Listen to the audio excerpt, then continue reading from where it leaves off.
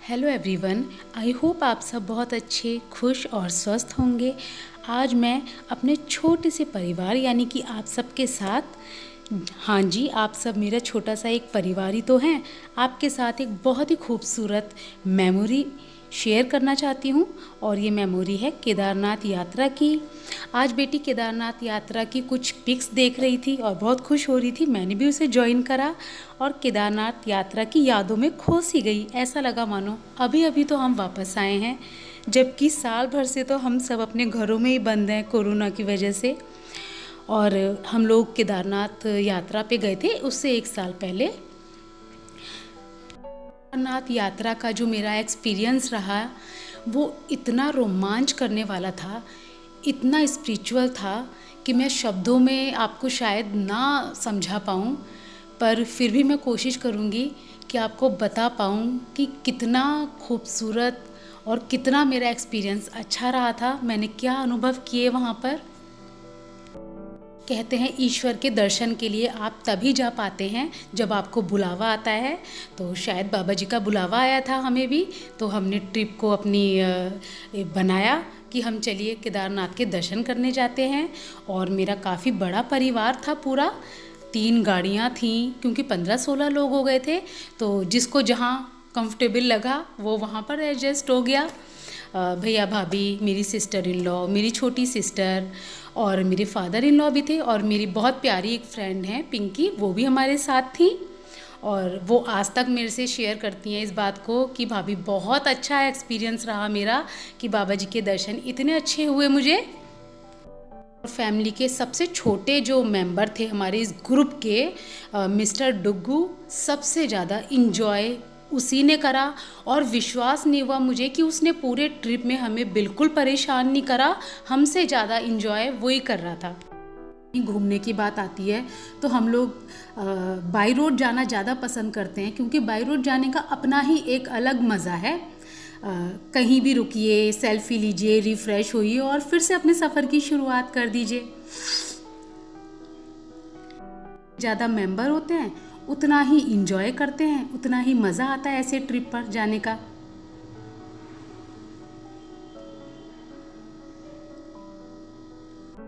खुश नसीब हूँ कि मुझे बाबा जी के दर्शन करने का मौका मिला अपने पूरे परिवार के साथ।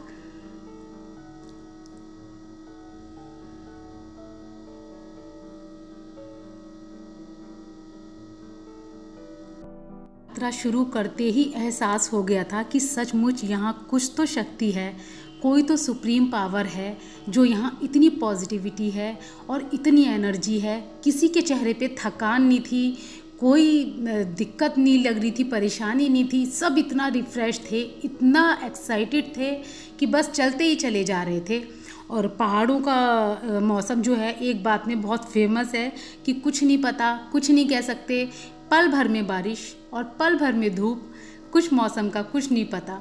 और हम लोग बिल्कुल पन्नी वगैरह से ढक के, अच्छे से कपड़े वगैरह पहन के हर चीज़ के लिए तैयार थे, पर हमारी सारी तैयारी रखी की रखी रह गई जैसे, क्योंकि कभी भीग जा रहे थे, कभी सूख जा रहे थे।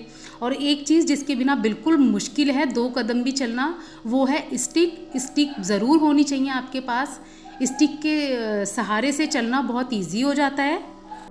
यकीन मानिए 1-2 बार तो ऐसा लगा कि मुझसे नहीं हो पाएगा, मगर फिर से हिम्मत करी, फिर से तैयार हुए और फिर उसी उत्साह से फिर से शुरू कर दी चढ़ाई कि नहीं, बाबा जी के दर्शन तो करने ही करने हैं। हिम्मत बनती चली गई और कैसे इतनी कठिन यात्रा पूरी हो गई कि पता ही नहीं चला।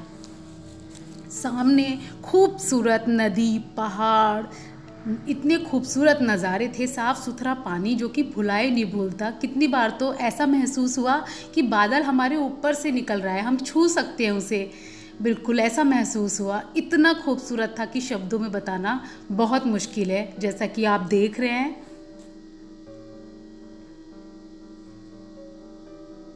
कितने सारे भक्त लोग, दूर दूर से आए लोग, सब इसका अनुभव कर रहे थे। ये वीडियोस मैंने बनाई थी छोटी छोटी फ़ोन से, तो मुझे नहीं पता था कि कभी मेरा यूट्यूब पे चैनल होगा और मैं किसी के साथ शेयर करूँगी, इसीलिए उतनी अच्छी नहीं बन पाई हैं। पर फिर भी मैंने दिल से कोशिश करी है कि जो मुझे महसूस हुआ वो मैं आपको दिखा सकूँ, आपको अच्छा लगे। तो छोटी मोटी अगर कुछ गलतियाँ हों तो मुझे प्लीज़ माफ़ कर दीजिएगा। और ये देखिए 2 नदियों का संगम है, ये कितना साफ़ सुथरा पानी है।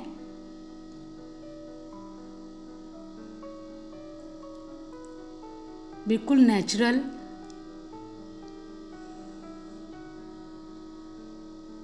जिन लोगों को हेल्थ इश्यूज़ है, कुछ प्रॉब्लम है, उनके लिए यहाँ हेलीकॉप्टर सेवा भी उपलब्ध है।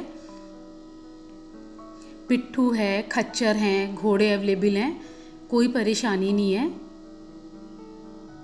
चारों तरफ हरे भरे पहाड़ और उस पर सफ़ेद सफ़ेद बर्फ़। और हमारे जो सबसे छोटा मेंबर है ग्रुप का, उसको हमने पिट्ठू पर बैठा दिया था क्योंकि उसको लेकर गोदी में चलना बहुत मुश्किल था।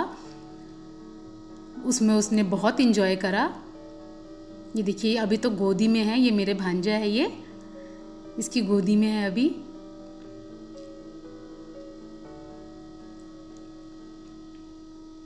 सबके हाथों में स्टिक ज़रूर दिखाई देगी क्योंकि इसके बिना चलना पॉसिबल ही नहीं है।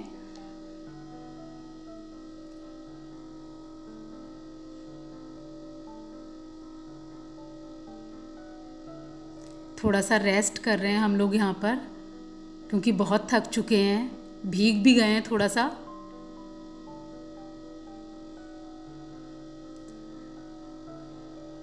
और फिर इसके बाद यात्रा शुरू करनी है।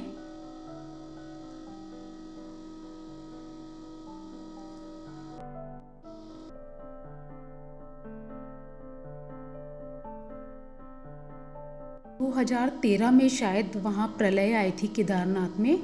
उसके बाद जो नया रास्ता बना है अब नया, वो हम पूरा करके वहाँ से अपनी चढ़ाई पहुँचे थे।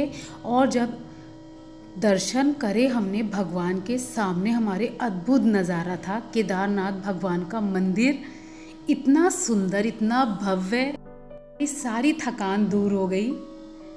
इतना सुंदर नज़ारा हमारे सामने था। हेलीकॉप्टर की सेवा भी देखिए, जिन लोगों को परेशानी है उनके लिए है, कितना सुंदर लग रहा है, कैप्चर किया है।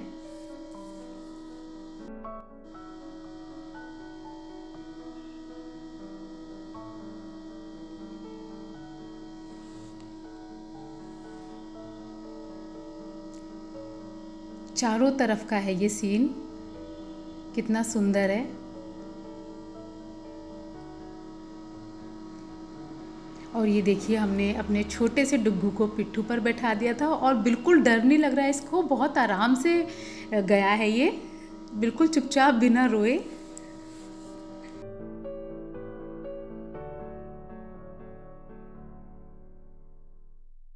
नाथ यात्रा का जो अनुभव था मैं अपने जीवन भर नहीं भूल पाऊंगी। एक बार तो मैं अपने परिवार से बिल्कुल बिछड़ गई, अलग हो गई थी। बारिश रुकने का नाम नहीं ले रही थी, सबके फ़ोन बंद हो चुके थे। आज भी याद है कि पूरी रात परिवार से अलग, बारिश में भीगी हुई और भगवान का नाम लेती रही कि मुझे मेरा परिवार मिल जाए। सबसे बिछड़ गई थी मैं और टाइम काटे नहीं कट रहा था, बहुत डर भी लग रहा था ताकि बस सुबह हो और मैं वापस नीचे जाऊं। सुबह हुई और धूप खिली हुई देखी तो फिर से हिम्मत करके दर्शन के लिए बाबा जी के सामने थी मैं।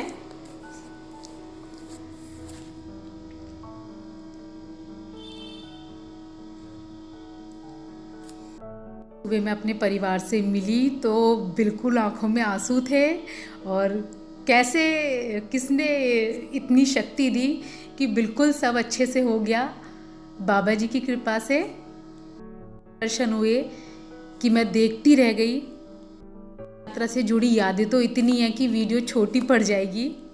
कहूँगी कि साक्षात कोई शक्ति वहाँ पर मौजूद है और जीवन में एक बार तो केदारनाथ यात्रा पर ज़रूर जाएं और इस खूबसूरत आध्यात्मिक एडवेंचर से भरी यात्रा का अनुभव ज़रूर करें। बताएं कि ये वीडियो आपको कैसी लगी। मुझे आपके कमेंट्स का बहुत इंतज़ार रहता है क्योंकि मेरे लिए बहुत मायने रखते हैं आपके सुझाव, आपके कमेंट। पास कुछ सुझाव है मेरे लिए तो आप वो भी मुझे दे सकते हैं, शेयर कर सकते हैं मेरे साथ।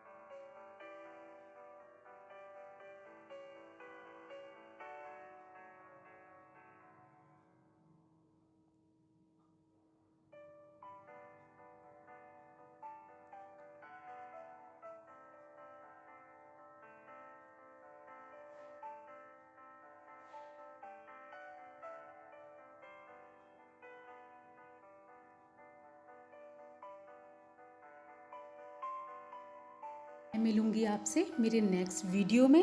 तब तक के लिए अपना और अपनों का बहुत सारा ध्यान रखिए, क्योंकि आप अपना ध्यान रखेंगे तभी अपनों का ध्यान रख पाएंगे। Bye bye, take care.